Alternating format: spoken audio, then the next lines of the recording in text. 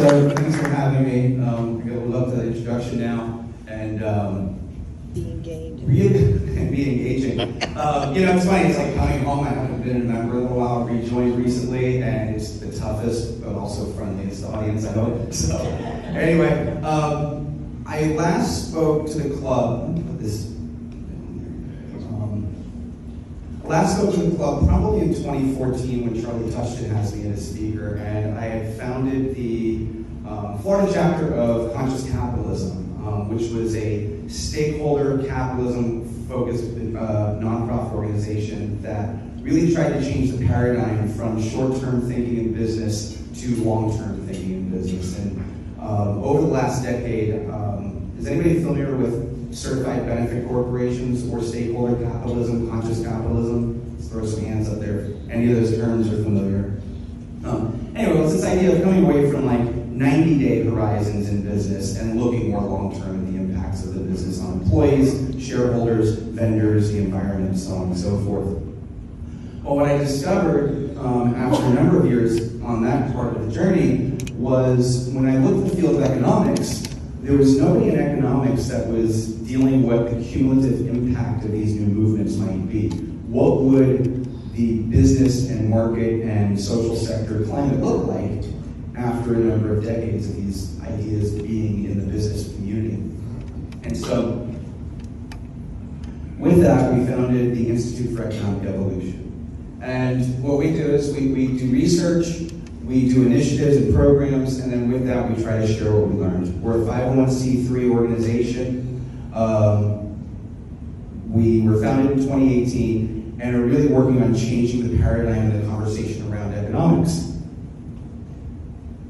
And I'm going to start with a question. So, how many of you have a pretty strong opinion about the COVID vaccine and viruses and everything else, yet are not a licensed or practicing epidemiologist? Anybody? I think we have a lot of opinions there.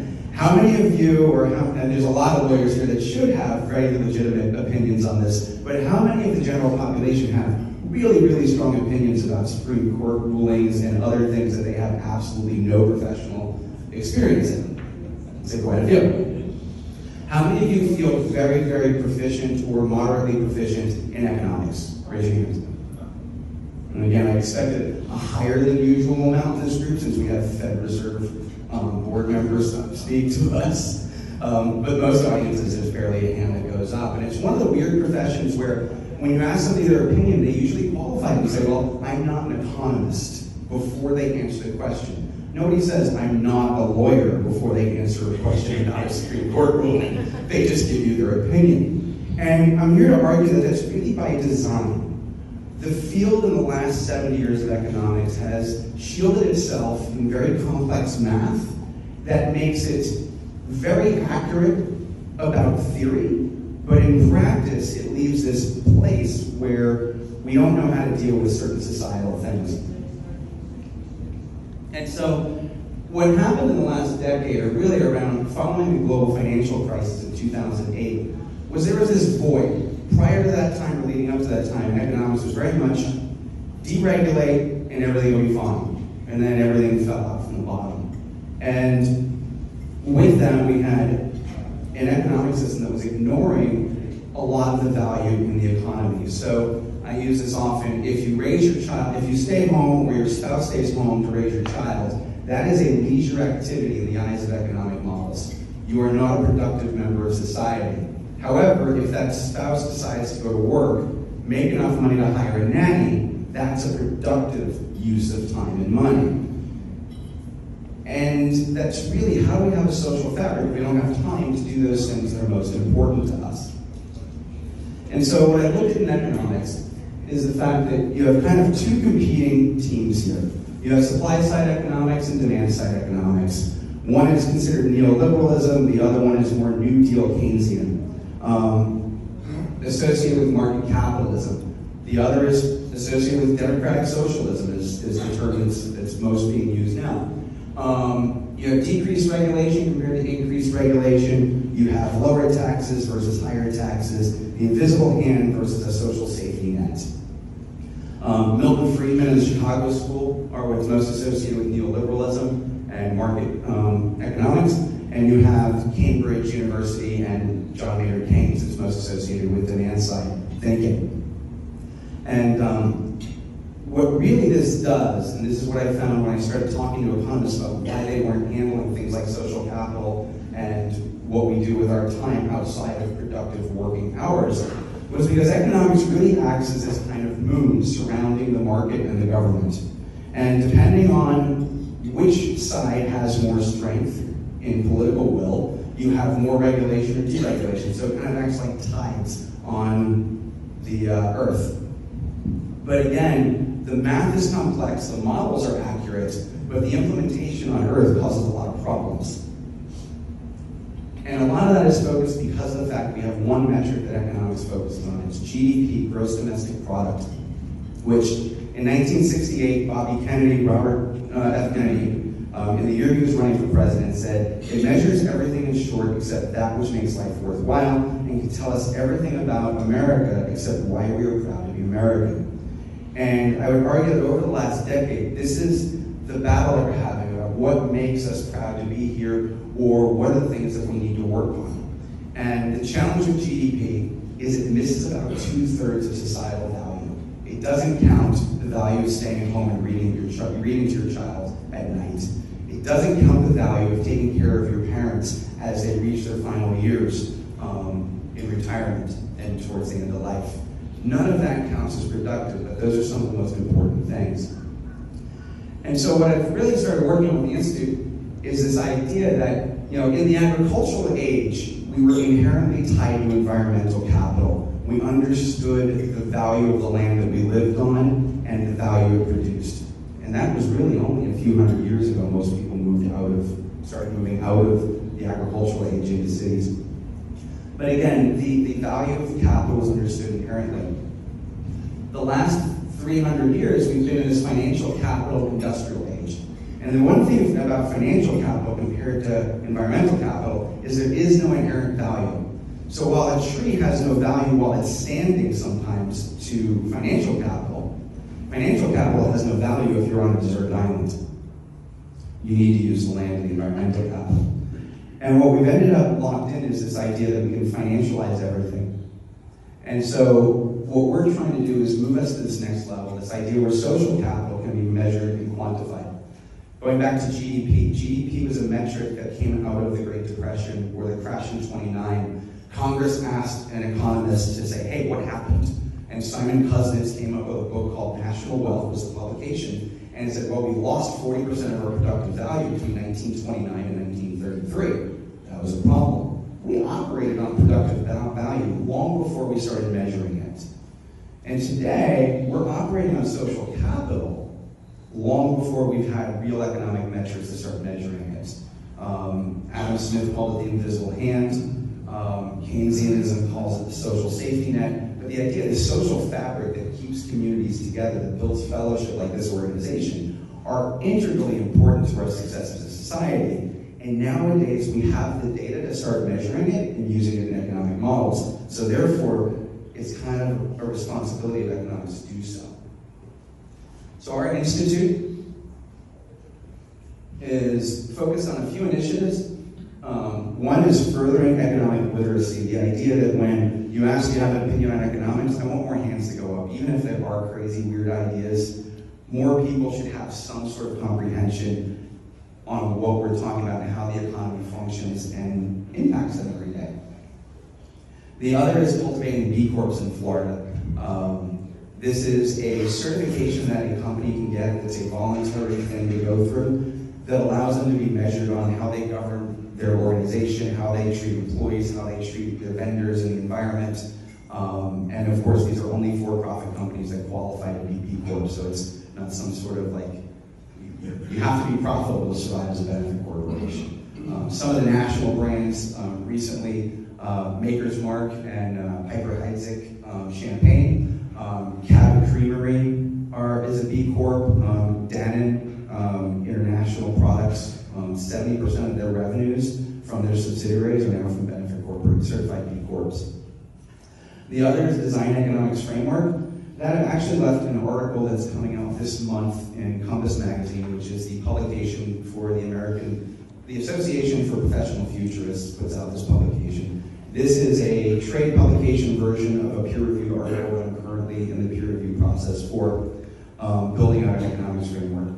The other is a symposium here in Tampa, and finally this multimedia series of industrial age detox, which is really looking at a revenue source for our organization. So the first thing is furthering economic literacy. We have right now in beta is our first Understanding Social Capital online course. This course is targeting the philanthropic community, nonprofit leaders, business leaders, and community leaders that are interested in learning about how to talk about social capital. So when I say capital, the first thing you think of isn't necessarily money. It's the other things that make money function, which is that trust, social trust in the community and in our dollar.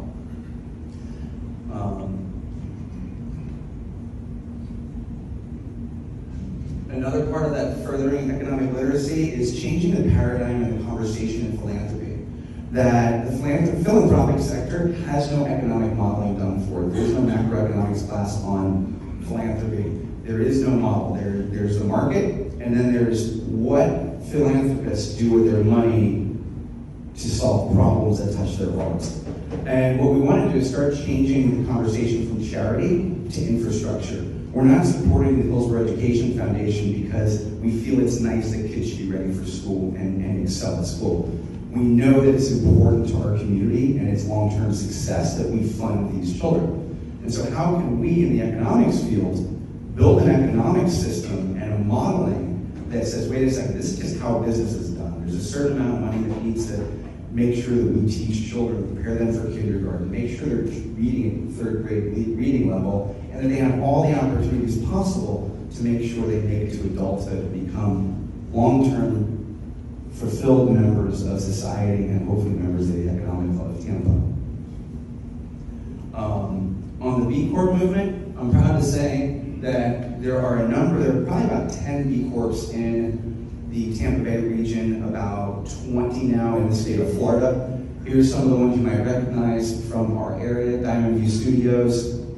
They're the ones with the View big LED panel thing up by Uptown.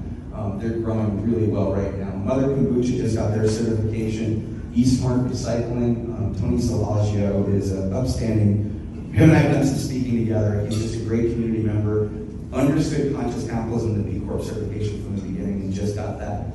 Climate First Bank is doing some wonderful things. That's their founder, Ken, is a second bank venture. And then Natural Designs Landscaping is my family, my uncles own this business. It is a $10 million a year plus commercial landscape company.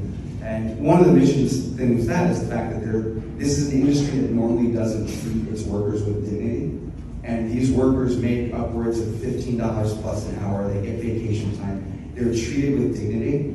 And guess what? Doing that has made the company more profitable, lowered attrition, and also lowered their workman's comp insurance because workers that are paid well don't have to work a second job and don't get hurt as often on their primary job.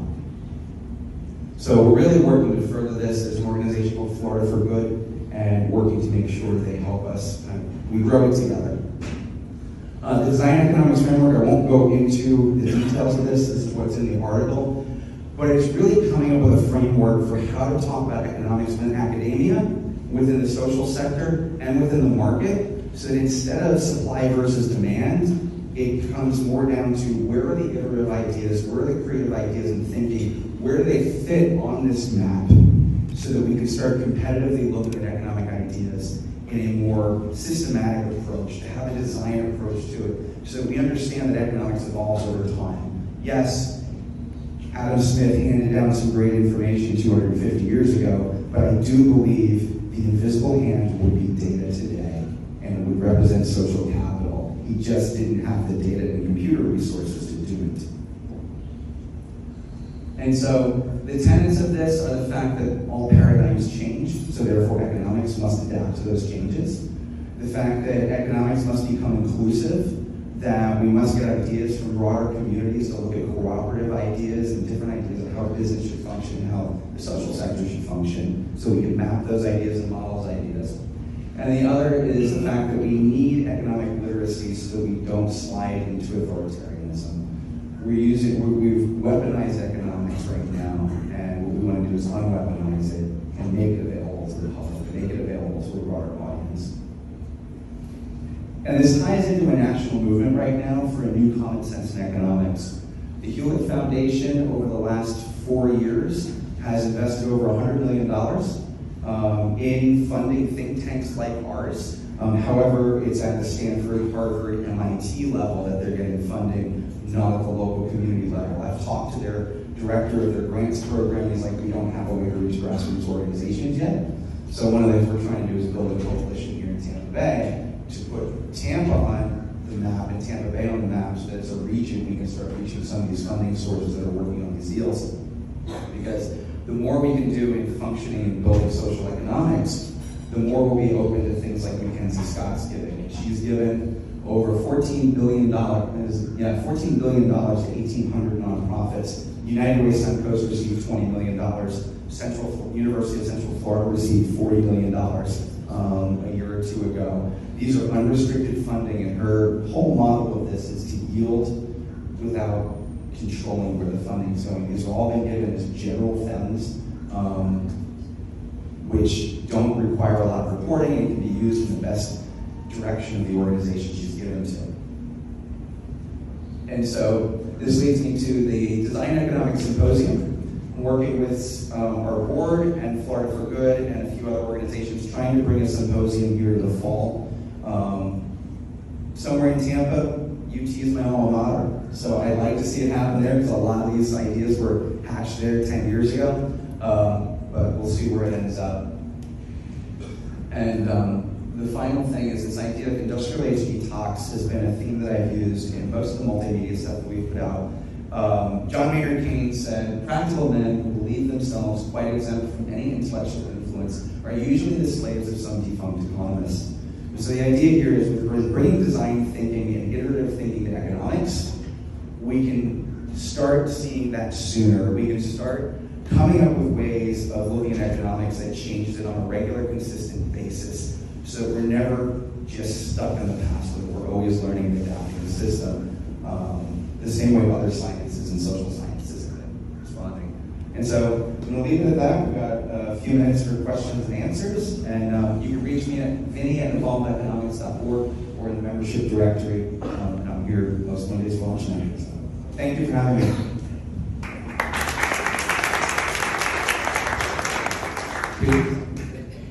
You mentioned ECorps, but obviously it's not something that the Secretary of State designates. Who is the one that, or which entity is the one that creates the criteria and then certifies? Sure, so how do ECorps get recognized? Actually, the Division of Corporations does have a designation for benefit corporation, which is the legal structure for the B Corp long term. You can do it as an S Corp and an LLC, but eventually you're required to convert. There's an organization out of Philadelphia called B-Lab.